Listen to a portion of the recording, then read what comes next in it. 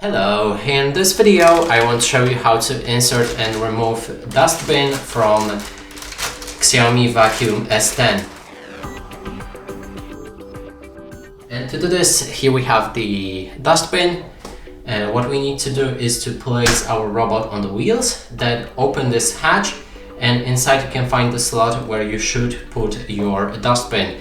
Align it just like that so you can see this button right here. And then simply